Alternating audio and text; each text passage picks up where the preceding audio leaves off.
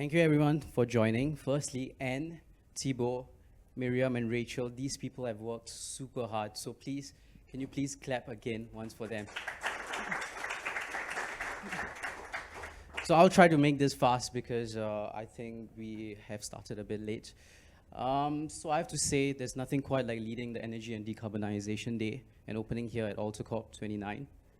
And there is a group of incredibly smart people who have gathered to figure out how to power the planet without, burning it down in the process.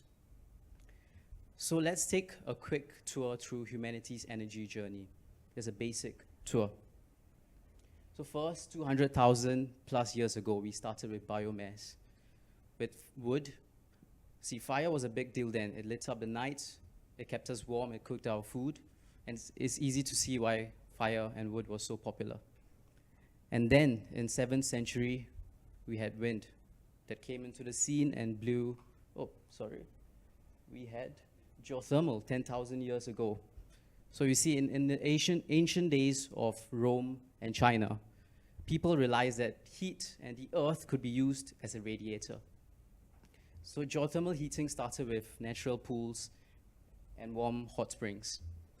And today we'll be revisiting this technology on our panel, actually, in Renewable Energy panel, where we'll be talking about geothermal as well. And then 7th century came wind, when the ancient Persians were amongst the first to use wind to grind grains. And today we've got wind turbines generating power across the globe. Okay, then 13th century came coal, and by the 18th century, it was everywhere. It drove the Industrial Revolution.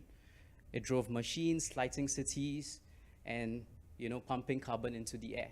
It's one of the reasons why we're all here today to discuss the post-fossil fuel or coal era. If fossil fuels were a person, I would be giving her a handshake and saying it's been real, but I think we need to break up now. So after that, 1954, the invention of the first photovoltaic cell. Scientists managed to harness sun's energy. And today, solar is one of the most promising technology we have. It's almost like that one friend that we have who's always super available, unless it's a bit cloudy. Next, 1942, the birth of the first nuclear fission reactor. And in just 12 years, 1954, the first commercial use. So our most energy-dense, clean source, which from Tuesday, we learned from a circular economy and waste day, having the most minimal amount of resources is very important for us. So very little or almost no carbon emissions, consistent base load, and capable of supplying energy to the grid, even at peak demands. Our experts today will be talking about nuclear energy later on, so stay tuned because I promise it's not as explosive as it sounds. So yeah, that's how it is today. And then in the 1980s, batteries were a big game changer. See, lithium-ion batteries are like our backup energy storage, and they store energy for later, particularly for intermittent sources like solar and wind. So we'll have a battery session as well, panel session, so stay tuned. And then we have hydrogen. So just a quick plug, there is an app over there. There's a quest that we can do. So after that, you can scan it. There are a few questions. And if you want to get at least one correct, this is a question that I made. So about hydrogen in the different colors. So green hydrogen is called when it's powered by renewable hydroelectric or wind. And pink is when it's powered by nuclear. And both green and pink can be potentially useful for hard to decarbonize sectors like transport and steel. So we'll have a hydrogen panel later on as well.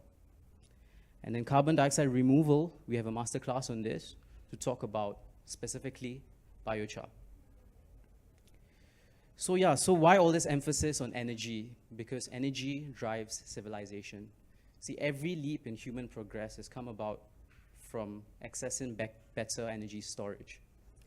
And so basically, from fueling ancient civilizations to powering our digital age, energy has been the spark behind it all. Yet, as we ramp up our energy access, we need to take a hard look at our carbon footprint, our carbon mess that's choking our planet. So decarbonization today is not just a fancy idea, it's essential. So yeah, so I'll just like to end off, because we have a lack of time, I'll just like to end off by saying that today is not just another day. Today is a turning point. We have all gathered together to talk, discuss, and possibly make decisions that will impact generations to come. So let's take all this seriously, because the climate crisis isn't waiting for anyone, and neither should we. So the time to act is now. Thank you so much.